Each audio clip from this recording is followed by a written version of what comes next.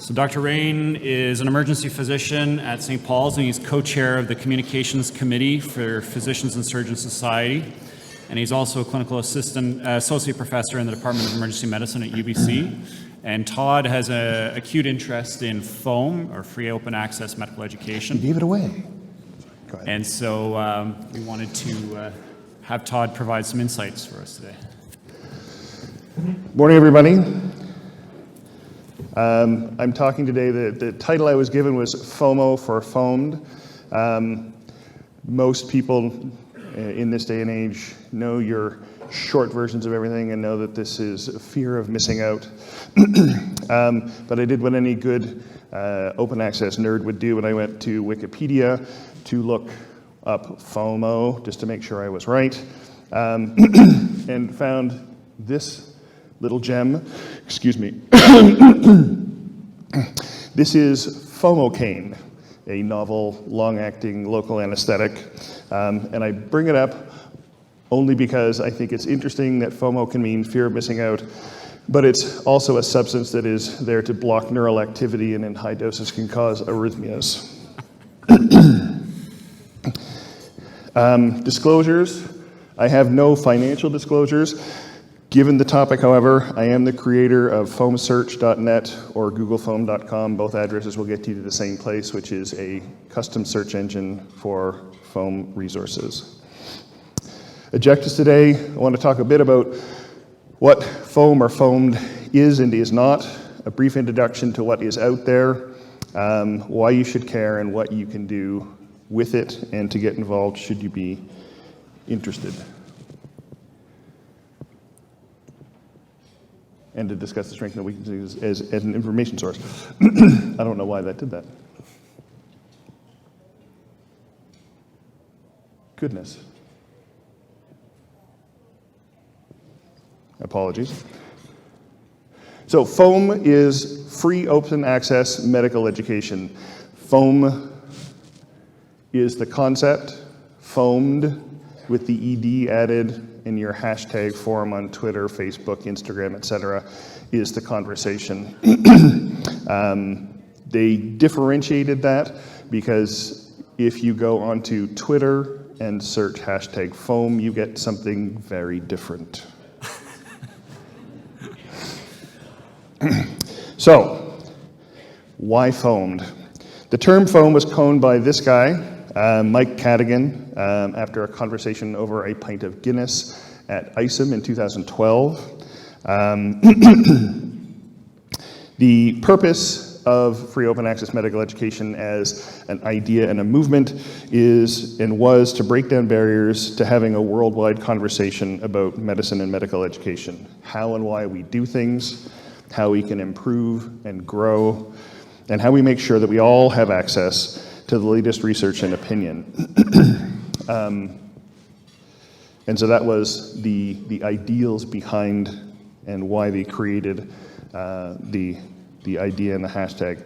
But really, the idea has been around for thousands of years, going back to the age of the Hippocratic Oath. Excuse me, I apologize for coughing in your ears.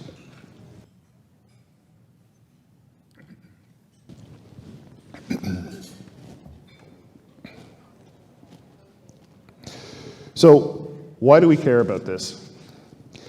Well, first is access. In a lot of places, we're lucky in North America, and particularly at St. Paul's, where a lot of us have academic appointments, that we have access through our library system or the BC College's library to a lot of resources. Lots of people don't. Journals and textbooks are expensive. Most digital copies, with few exceptions, are behind paywalls. And globally, how many people actually have access to high quality medical information at the your primary medical information, whether it is textbooks 5 to 10 years behind the times or journals as they come out? How many people in this room have easy, unfettered access to primary literature sources? about half, say, maybe a little bit more in this room. It's hard, and so the idea is to improve access. There's also a volume issue. Medline currently indexes about 5,243, indexes 5,243 journals. PubMed actually indexes just over 30,000. There's 29 million records as of last year, and there's 500,000 records added to Medline and PubMed every year. Even when you think about just what's happening in emergency medicine and related fields, there's a volume issue. You cannot drink from this fire hose. So we need a filter, and FOMO is designed to be at least one of those filters. Analysis. It is a laudable goal for all medical education programs, medical school, residency, continuing education to increase and improve physicians' ability to critically appraise the medical literature. But they're taught in most places, not everywhere, and quite frankly, not everyone practices it, and even those that do practice it, not everyone's good at it, nor do they enjoy it. So there's an opportunity here to improve people's access to analysis of the primary literature. There's often this quote that the bench to the bedside conversion of new medical information is 10 years. And the FOMO purpose, and it's explicit in a number of websites, is to shorten that knowledge translation time from that 10 years or more down to something a bit more manageable or reasonable.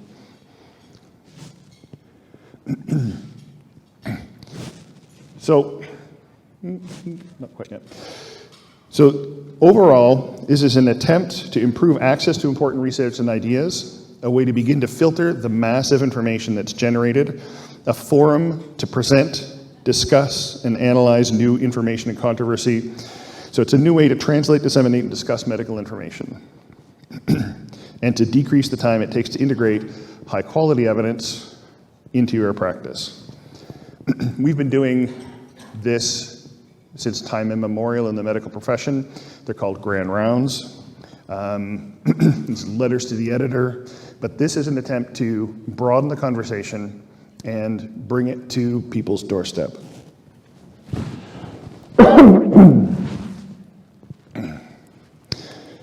What it's not,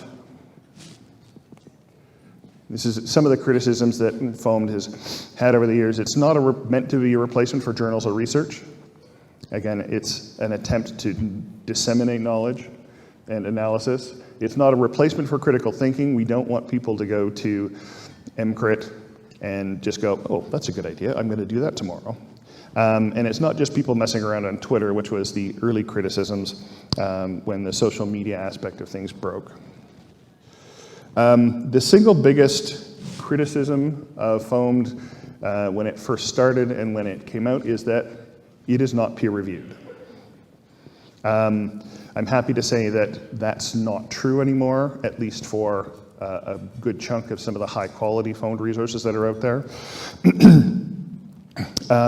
But I also want to say that peer review, at least the traditional peer review, pre-publication peer review, is a bit fraught. So does the model of pre-publication peer review hold up? So it's slow, it's expensive, it's prone to bias and sometimes outright fraud. There's been a number of cases over the past 10 years when peer review has blocked important medical information. It's also not particularly well studied, even though it's the prime source for the ways to choose journal articles in most journals even today.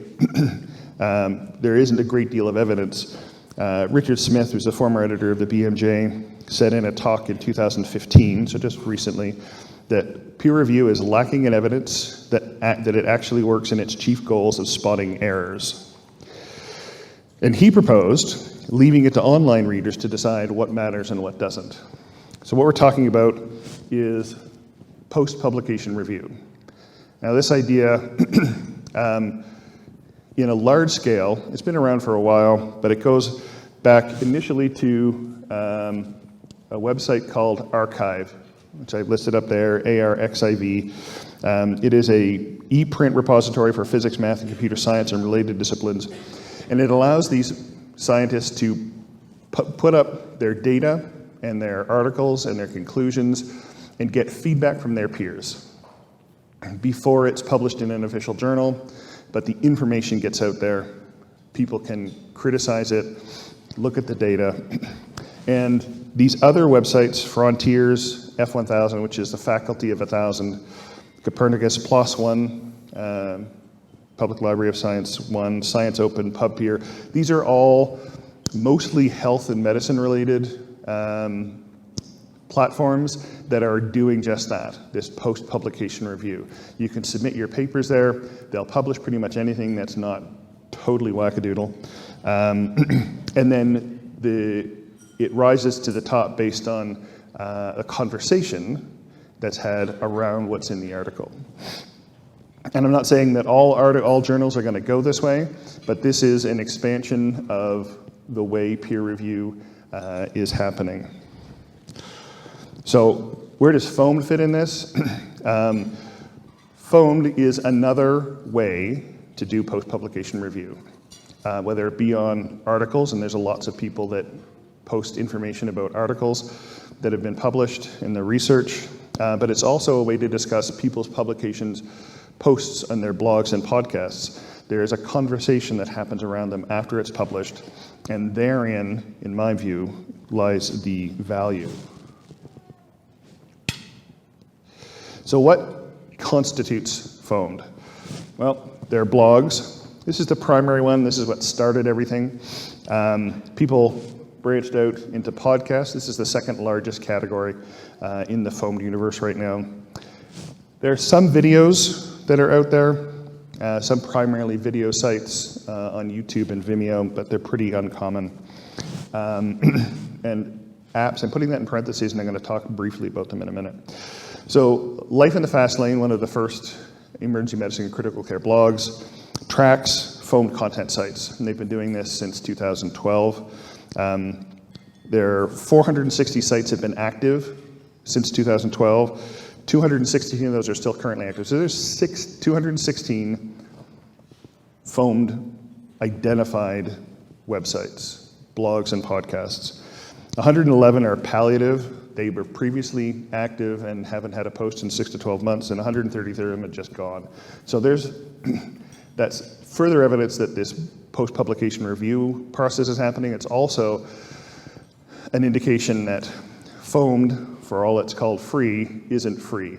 There is a cost to the people who are creating the content, and some people just can't maintain that. And I'll mention more about that when I go through the next couple slides, which are just my hit list for FOMO sites. So let's get into it. So I'm just going to give brief explanations of a number of sites. These websites addresses are available in the presentation that you'll have access to. So the first one is Life in the Fast Lane. This is probably one of the originators. It's not the oldest, but it's one of the most well-known. This is created by Mike Cadigan, the guy who coined the FOMO term. It has in it, in addition to good medical information, an ECG section, which has hundreds and hundreds of ECGs and the associated learning with it, a critical care compendium, and a toxicology compendium. Academic Life in Emergency Medicine, created by Michelle Lin out of San Francisco. They were one of the first people to do pre-publication peer review on a blog. And they continue that to this day while also taking the feedback from their post-publication review. They create these AIR modules, or approved instructional resources, and they bundle them together into what they call the Academic Life in Emergency Medicine University, which is available to program directors and people can sign in and they can be tracked, their use of these resources and learning opportunities. They have a series of cards, which are little one-pagers on a number of topics. They have branched out in some other interesting areas. They have a resident and faculty incubator, where they take resident and faculty fellows every year, train them on blog post writing, paper writing, grant writing, etc. And they also have a focus on wellness. The SGEM, or Skeptic's Guide to Emergency Medicine, Canadian, run by a guy named Ken Milne in Ontario. They have an affiliation with the Academic Emergency Medicine Society journal, and they run hot off the press. Probably almost every journal that AEM publishes has a hot off the press from the month before. They take an article and they critically appraise it. They have an associated podcast that goes with that. They have papers in a pick, which is basically infographics for interesting articles that have come out recently. MCRIT, most people have heard of Scott Weingart and his crew. He generates a lot of controversy. He's an EM intensivist, focuses a lot on critical care here. He has a propensity to post controversial things. He does it on purpose to generate conversation. He's also a bit arrogant, but it comes with the territory. So the subsections of that website that are very useful, there's a section called Practical Evidence, which is really just, here's the evidence for doing something really useful. EM Nerd, which is Rory Spiegel, which is half of the team that does the Annals of Emergency Medicine podcast every month, where they go through all the articles that month. He focuses on controversies, in particular articles that have been published recently, and does deep dives on them. And if you're interested in deep critical analysis, you want to read that stuff. They started publishing a book on critical care, the IBCC, which if you're interested in critical care is a good read. And they now have a new one called Toxin Hound, which is a toxicology site. Core EM, another great site. They do systematic approaches to core concepts. It's focused at the resident level, at the learner level. It's kind of like, taking Tintinelli apart or Rosens apart. They have procedural videos, they do journal reviews, and they have cases. Rebel EM, again, they critical appraisals and they have associated podcasts. And then EMK, emergency medicine cases, in-depth blogs and podcasts. They do some rapid reviews and quick hits, and best case evers, which are an interesting way to approach a particular topic. All of these are multi-author websites. There's not just one person here. There's a team involved in all of these. There's some element of pre- and post-publication review in all of these.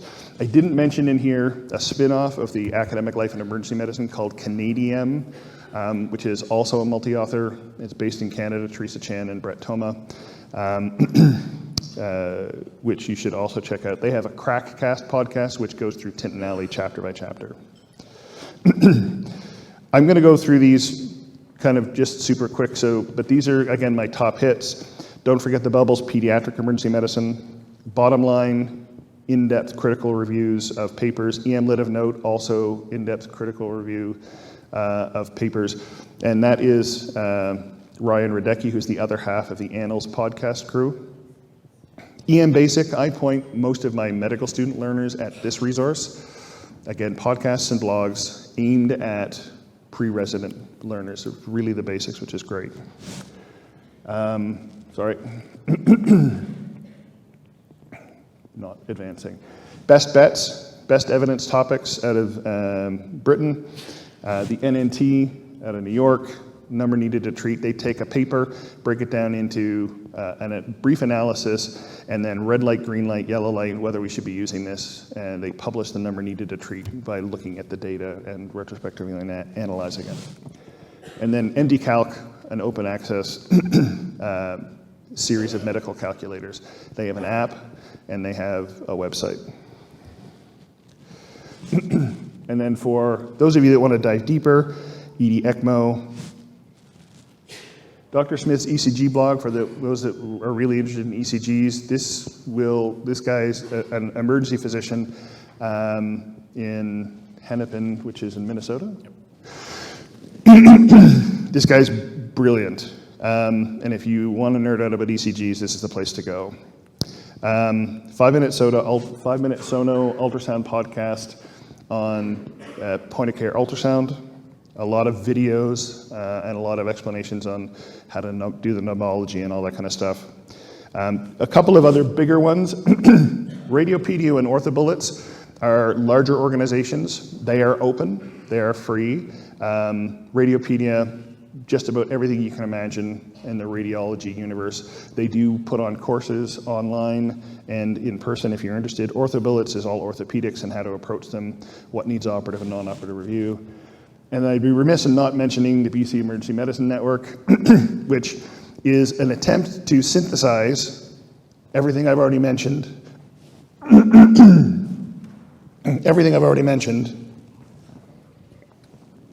and others, excuse me,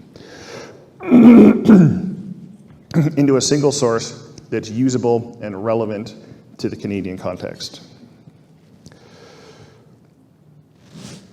I'm going to spend a couple of seconds talking about apps. And I put an ellipsis there because apps in the emergency medicine and critical care world are not great. The state of affairs in useful, up-to-date, reasonably priced medical apps relevant to emergency medicine is poor at best. There are a few that I use. I've already mentioned MD-Calc. I have that app on my phone at all times. There is an option, Calculate by QXMD. You're going to see a theme here in a second. It's also a good one. Read by QXMD. This is a nice looking and easy to navigate way around the current medical literature. You can pick journals to look at. You can get all the abstracts. If you want to get the journal articles, you have to have an institutional email and login and that goes through. So at UBC, it sends a proxy through the UBC library, and you can get articles that way. The nice thing about this is that once you're in, there is an option to share the article, and you can email it to whoever you want. And so if you know someone that doesn't have access to these things, you can click share, email the PDF to anybody you want. Bugs and Drugs is an app that I use fairly regularly. I do encourage people to use Spectrum, which was mentioned by Dr. O'Donnell last night, because it has, where possible, has local information. Bugs and Drugs is nice because it's Canadian. Unfortunately, Bugs and Drugs, as of this fall, won't be free anymore. They're moving to a subscription model, so it will cost money, but it's still great information in the Canadian context and is probably worthwhile. I also use Emra's PressureDex, but it hasn't been updated in 3 years. I use RxTX, the replacement for the Blue Book, that you can get if you have a CMA membership. And I use LexiComp, and I get that through my institution. Providence pays us a subscription, and I can get it through them. I use Petystat from QXMD as well. You notice QXMD popped up a bunch here. They're a good company, and a lot of their stuff is free. So why should you care? I've got a minute and a half to go here. You're busy, and you need to keep up somehow. I've already said that critical appraisal is a skill that requires a lot of exercise, and some people aren't good at it and don't want to do it. People are coming to a conference like this. You go to grand rounds at your local institution because you don't want to take the time that the presenters are doing to review the world literature on any given topic. That's what free open access medical education is all about. It's a way to get a mass of people, some 200 blogs involving a lot more physicians, smart, dedicated, to put that information together for you and give you some usable information. It's stimulating because you're going to be exposed to stuff that you didn't know about. And if you choose to get involved in the conversation on social media or on the individual websites and the comments, then it becomes even more useful. And the benefit goes beyond you. So the more of us that use it, the more likely people are going to spend their time to create these resources for us. So what can you do? How do you get involved? Well, the first thing is go to the websites, check them out, read, consume. If you're going to join social media, which I encourage you to do, at least to just see what's going on there. You can lurk, but to get more out of it, you can start to ask questions. As you become more comfortable, you can advance the conversation beyond just asking simple questions, getting involved in the deeper aspects of the conversation. You get a bit further into this and you want to start to create stuff, collaborate with other people, get involved in these group websites. But the most important thing you can do is share. You find stuff that's interesting, that's free, that's open, and that's usable to you, share it with your colleagues. Thank you.